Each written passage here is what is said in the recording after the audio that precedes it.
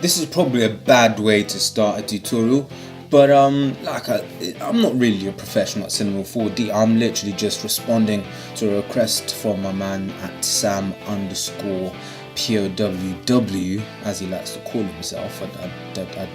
Yeah. But in this tutorial, I'm just going to talk about Cinema 4D's render settings. Now I'm just going to go through each of these. Now I've added these three here at the bottom. You do that by just clicking effect and then you add it when you want to use it. Because there's nothing really here on stage for me to show you, then it will sort of won't make any sense. But when we go through progressing through this series, I'm actually going to show you the power of these three settings down here. Now I'm going to start with the output. I personally like 16:9 aspect ratio is what I'm into, so I just do that there. I would generally put this up a lot higher, but right about now I cannot be asked. As for save, this is for when you want to render out an image. There you just click this little button here, and then you can save your file. Format, I think TIFF is pretty decent with an 8-bit channel. That's a pretty good one.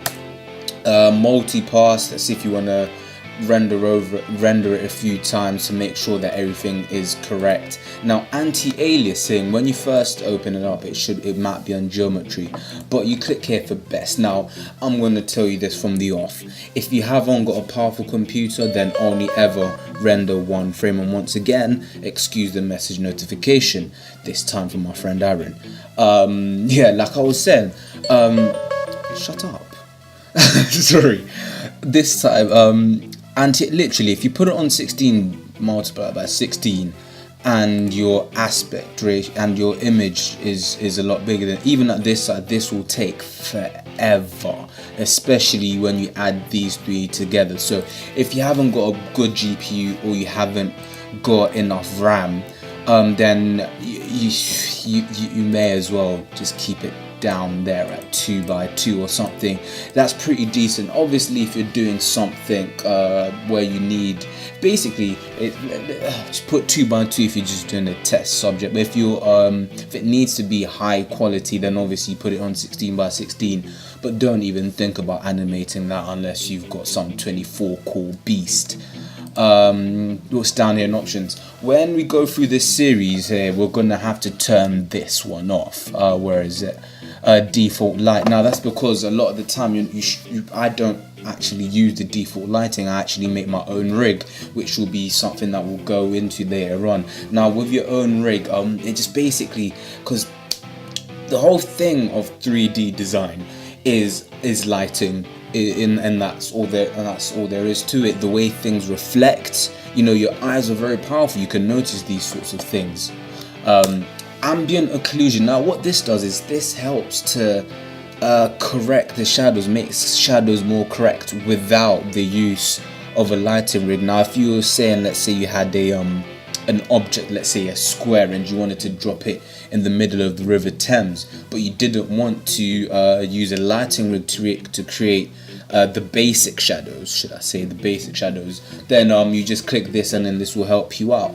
Obviously if you want to do a scene like that, then you have to basically simulate all of the shadows to make it more realistic, which is what I was talking about the lighting, because lighting is the most important thing in this. I mean, as soon as you master your lighting, you have made it. When you have a lighting rig that works for you each time, then you have made it. You can, the main reason why a lot of your things, if they do look rubbish is because you're not lighting correctly. So if that sounds rude, it's just the honest truth. It's down to color correction. Does exactly what it says on the tin. It makes the colors a lot more sharp, and you just edit your settings up here. Global illumination. Now seriously, this will ruin your RAM. This will do things to your RAM you've never even heard of. I mean, when I've worked on things and I've got, GI basically helps the rendering be a lot more accurate. It's a lot more realistic. I know I just talked about lighting helping it make it realistic, but this also helps as well. It just makes everything work a lot better, look a lot better as well. So that's just a quick tutorial through the render settings here in Cinema 4D. Color correction. Now this one has a few different settings. You know, you can just go over here and edit the settings to your liking. But as for this tutorial, you know, it's been great having you here. I'm actually in a rush because if you look at the time, it's Tuesday at 8:30. Luther's on at 9 o'clock, so I'm gonna have to end this tutorial here.